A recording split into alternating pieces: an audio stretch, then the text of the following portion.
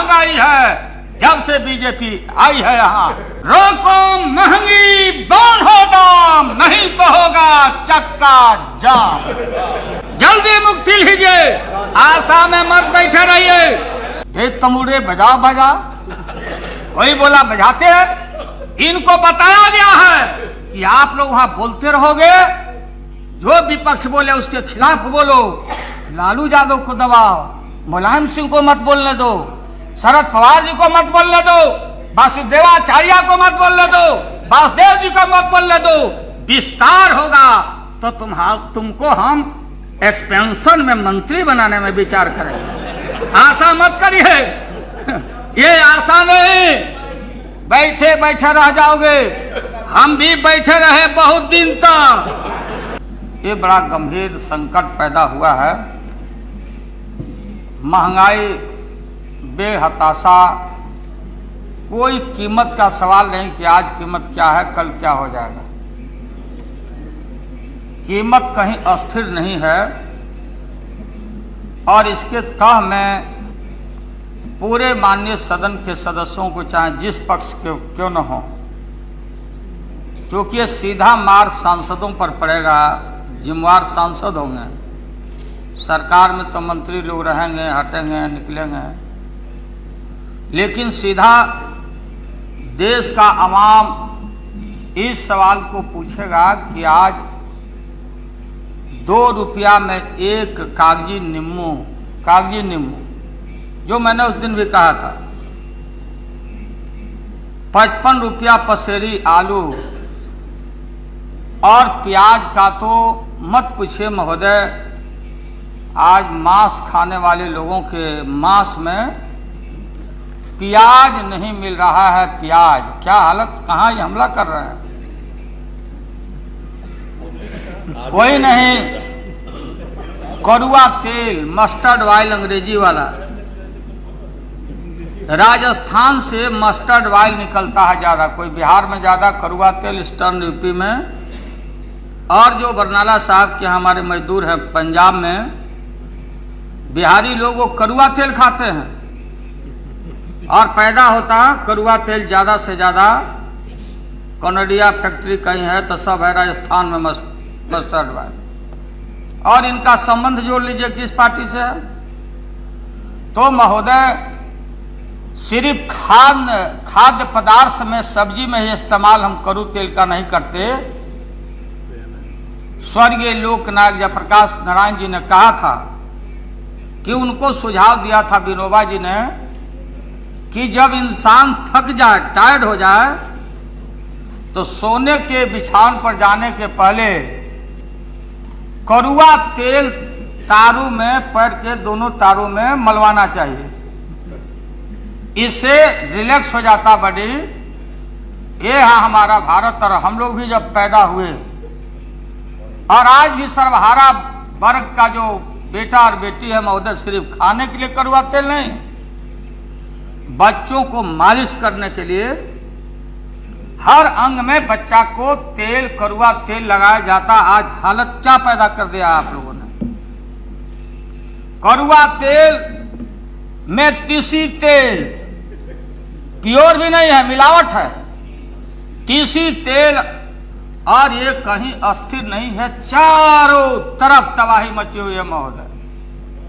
और मैं माननीय पाटिल जी, मुझे खुशी हुई कि वो स्टूडेंट लीडर थे, मैं भी स्टूडेंट का लीडर था, मैं प्रेसिडेंट था, मैं भी चली गई यहाँ भी सदन से बाहर। सबसे ज्यादा मार महंगाई का घर कौन चलाता? महिलाएं चलाती। महिलाओं पर सारा भार बोझ पड़ रहा है महंगाई का। चारों तरफ घर में परिवार टूट रहा है महोदय। चारों तरफ महिलाओं के ऊपर मार पड़ते महंगाई, चूंकि घर द्वार उनको चला रहा है। कड़ुआ तेल और अनाज का दाम, और जो इंदिरा आवास हम बनाते थे, 20,000 रुपया देते थे हम लोग गरीबों को, जो गरीब लोग हैं, अंतिम आदमी। आज राज तो चला ही रही है, घर राज सब चला रहे हैं लोग महोदय। ये जो सीमेंट का दाम, सीमेंट फैक्ट्रीज, सीमेंट सिंडिकेट, 3 महीना पहले इस गवर्नमेंट के बने हुए 3 महीना पहले सीमेंट का क्या दाम था? इस देश का गरीब आदमी सीमेंट के बोरिया का भाव जानता। आज बेहताशा सीमेंट का दाम बढ़ गया। 40 रुपया बोरा पर वृद्धि हो गई। कोई देखने वाला नहीं, कोई सुनने वाला नहीं। अब ये देश जहां लोग बोलते थे रोटी, कपड़ा और ब्रिक्स, ईटा का दाम 1100 से 1600। अब ये चारों तरफ ये क्यों स्थिति हुई महोदय? कौन जो देश का मुनाफाखोर है? ये जो गला चोर है, होर्डिंग करने वाले लोग हैं, उनको मालूम है कि दिल्ली में उनकी सरकार बन गई। जो कहावत हम लोग सुनते थे, सैया बहे कोतवाल अब डर काहे का। अब ये कोतवाल हैं, यही देखने वाले हैं। इनके मन से डर भय सारा समाप्त हो गया है। चारों तरफ लूट मचा हुआ है, गरीबों के पेट पर लात मारे जा रहे हैं। इसलिए अब इस चीज को कौन देखेगा? ये हिंदुस्तान लीवर्स का इंटायर प्रोडक्ट, ये चारों तरफ। और ये हमने छूट दिया, आपने छूट दिया। उस दिन चर्चा हो रहा था किसी प्रश्न पर कि एक्सपोर्ट में और छूट मिलना चाहिए, और छूट मिलना चाहिए। ये देश का सामान भारत सरकार को एसेस करना चाहिए, असेसमेंट कर लेना चाहिए था कि हमको अपने देश में कितनी जरूरत है सामानों का। चाहे वेजिटेबल हो या ग्रेन्स हो या राइस हो या जो भी सामान है, या बासमती चावल हो महोदय, या छोहाड़ा हो या काजू हो या किशमिश हो या गरम मसाला हो या हमारा अचार हो, इस देश में हमको जरूरत कितना खपत। आज सिर्फ चावल का दाम ही नहीं, सब्जी का नहीं महोदय, कुपोषण खो रहा है। कुपोषण के शिकार बड़े पैमाने पर लोग हो रहे हैं। आज गरीबों को पावर दूध नहीं है, सब्जी नहीं है, हरा सब्जी नहीं, अंडा नहीं, मांस नहीं, मछली नहीं। तो जो हमारी मैया जो प्रेग्नेंट बेटियां होती, जो भोजन करती, उसी से बच्चा का तन और खून और शरीर बनता है। आज हिंदुस्तान का कुपोषण और महंगाई के मार के वजह से जब हिंदुस्तान को भोजन नहीं मिलेगा, दूध, पावर, अरहर का, मूंग का दाल, तो भारत हम कैसा पैदा करना चाहते हैं? और हम मुकाबला करने चले हैं चीन का। हम चले हैं, थपथपा रहे हैं अपना पीठ। हम अणु बम विस्फोट करके या जो ब्लास्ट करके हम बोल रहे हैं मुकाबला करेंगे। आज महंगाई के वजह से चारों तरफ जो मार पड़ रहा है, कल का भारत दुबला पतला कमजोर लंगड़ा घुंगा विकलांग पैदा होगा। कौन देखेगा इन चीजों को? ये प्राइस इंडेक्स, ये महंगाई अगर रोकने का आप काम नहीं करते, आपने 40,000 45,000 तनख्वाह बढ़ा लोगों को, आपने स्वीकार किया है, चाहे पहली वाली सरकार हो या अभी वाली सरकार हो, आपने कबूल किया कि महंगाई बढ़ी है। और दिल्ली पुलिस को या सारे अफसर और कर्मचारियों को महंगाई भत्ता आप दे रहे हैं 40,000 50,000। जब आपने कबूला है कि महंगी बढ़ी है और उस अनुरूप आप वेतन तनख्वाह दे रहे हैं, तो मार्केट में लूट मचा हुआ। कहीं आपने पदाधिकारियों के लिए और जो कर्मचारी हैं उनका भी मार्केट वही है। आमदनी हमारा 40,000। कैबिनेट सेक्रेटरी के घर में भी अगर प्याज खरीदने उनका नौकर जाता होगा तो उसी रेट पर लाता है प्याज जो एक आम आदमी, कोई आदमी जो गरीब आदमी है, रिक्शा ठेला चलाने वाला, उसी मार्केट से वो भी खरीदेगा। कैसे आप समतामूलक समाज बनाएंगे? कैसे भेदभाव को आप पाटेंगे? इसलिए महोदय मेरा ये सुझाव है कि जो हम लोगों ने उस दिन सिलेक्ट कमेटी में रेफर करवाया, 7 साल सजा नहीं 10 साल का सजा का प्रावधान होना चाहिए ब्लैक मार्केटियर्स को, और उसको कभी भी इस चीज को नहीं लाया जाए और कड़ा से कड़ा दंड देने का सरकार को प्रबंध करना चाहिए। आप जो सहयोग लेना चाहते हैं हम लोग सहयोग देंगे। महंगाई को रोकने के मामले में आज सर्वहारा और मिडिल क्लास महंगाई के मार से तबाह है।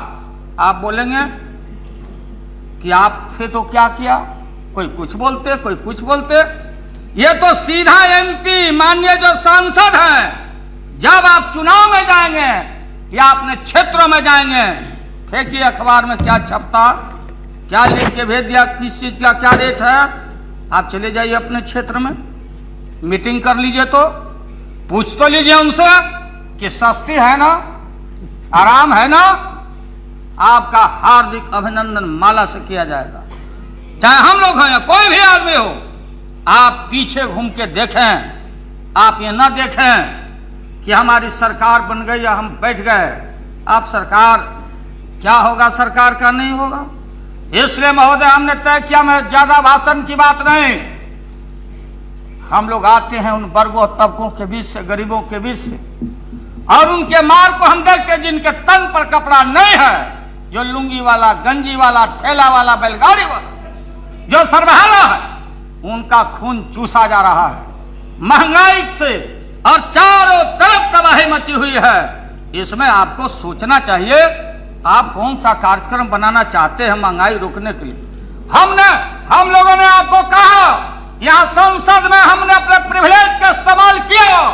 अगर आप नहीं सुनते हैं, सारा देश मानता है कि कमर तोड़ महंगाई है। जब से बीजेपी आई है यहाँ कमर टूट रहा है गरीबों का, इसलिए हमने फैसला लिया। मौजूद मैं आपको बताना चाहता हूँ, 29 तारीख को पाटलिपुत्रा में, 3 अगस्त को लखनऊ में, रोको महंगी बढ़ो दाम, नहीं तो होगा चक्का जाम। हम लोगों ने फैसला लिया है, जेल भरेंगे, सड़कों पर लोग आने को तैयार हैं। इसलिए अगर संभलना चाहते तो समझ जाइए। आपको रोको महंगी बढ़ो दाम, नहीं तो होगा चक्का जाम। जब से बीजेपी आई है कमर तोड़ महंगाई है। इससे आप बच नहीं सकते, आप बच नहीं सकते इन चीजों से। सबको मालूम है कि आपकी सरकार मुनाफाखोर, ब्लैक मार्केटर्स, बड़े बड़े ट्रेडर्स को फायदा पहुंचाने वाली पार्टी है। इसलिए आप संभल जाइए, और उसमें जो स्वाभिमानी सांसद हैं उसमें से निकल के और इनके खिलाफ आंदोलन में ज्वाइन करिए। आप वहां से मुक्ति ले लीजिए, आप जल्दी मुक्ति लीजिए। आशा में मत बैठे रहिए, आशा में आप महोदय, इन लोगों को मालूम है, यही सदस्य लोग, यही माननीय सदस्य लोग बराबर बैठे रहते हैं, इनको हम धन्यवाद देते हैं। बीजेपी में यही माननीय सदस्य जो अभी बैठे हैं, ये बराबर बैठे रहते हैं, ये सिंसियर हैं। और यहाँ पर होता हमारे यहाँ, बजाओ तेज तमूरे, बजाओ बजा, कोई बोला बजाते हैं। इनको बताया गया है कि आप लोग वहां बोलते रहोगे, जो विपक्ष बोले उसके खिलाफ बोलो, लालू यादव को दबाओ, मुलायम सिंह को मत बोलने दो, शरद पवार जी को मत बोलने दो, वासुदेवाचार्य को मत बोलने दो, वासुदेव जी को मत बोलने दो। विस्तार होगा तो तुमको हम एक्सपेंशन में मंत्री बनाने में विचार करेंगे। आशा मत करिए, ये आशा नहीं, बैठे बैठे रह जाओगे। हम भी बैठे रहे बहुत दिन तक, हम भी बहुत दिन तक आशा लगा रहे। जब तक संघर्ष नहीं करोगे, जब तक रिवोल्ट नहीं करिएगा, आपको कोई पूछने वाला नहीं है। तबला बजाते रह जाइएगा और फिर 2/3 हार के आ जाइएगा आप लोग। इसलिए महंगाई का सवाल ये देश को, सर्वहारा को, मध्यम वर्गीय परिवार को, छोटा पत्रकार को, स्कूटर चलाने वाला आदमी और हेलमेट लगाने वाला आदमी लेके जाता है झोला, और सब्जी, सारा पैसा सब्जी में, दाल में, सारा चीज में एक्सपोर्ट बंद करिए। जो जरूरत है उसको रख के एक्सपोर्ट आप करिए, एक्सपोर्ट करना बंद करिए। और गला चोर मुनाफाखोर को डांड में रस्सा बांध के और उसको जेल के सिकजों में जिस दिन आप बंद करेंगे, तब हम समझेंगे कि आपकी नीयत ठीक है महोदय। यही सुझाव देकर मैं, और ये बात और आंदोलन हमारा कोई आज नहीं। हम लोगों ने मुलायम सिंह यादव जी की पार्टी और हमारी पार्टी, हम इस देश को और देश के गरीबों को इनके मर्जी और इनके हाथों में भूखों हम देखेंगे नहीं, देखना नहीं चाहते। इसलिए अब याचना नहीं, अब रण होगा, अब युद्ध होगा। अब रण क्षेत्र में इनको हम लोग पछाड़ेंगे और इनको हम परास्त करेंगे। जन आंदोलन के माध्यम से ये देश का डेमोक्रेसी में जनता महान है, गरीब महान है, हम पब्लिक सर्वेंट हैं और हम लोगों को यहाँ बैठ के और मोहन सिंह ने बड़ा अच्छा काम किया है कि 193 इस सवाल को रेज करके और सभी माननीय सदस्यों को मौका दिया। हम आह्वान करते हैं इनमें भी जो गरीब वर्गों के प्रति थोड़ा भी चिंता सांसदों में है और हमारे बीजू बाबू के सुपुत्र माननीय मंत्री उधर बैठे हुए हैं, आपको तो कम से कम उड़ीसा में गरीबों की जो हालत है, जो ट्राइबल की हालत है, जो सोमालिया का हालत होने वाला है, आप जैसे लोगों को वहां ज्यादा देर तक नहीं बैठना चाहिए। इसी सवाल को लेकर के आपको निकल जाना चाहिए और आना चाहिए महंगाई के सवाल में।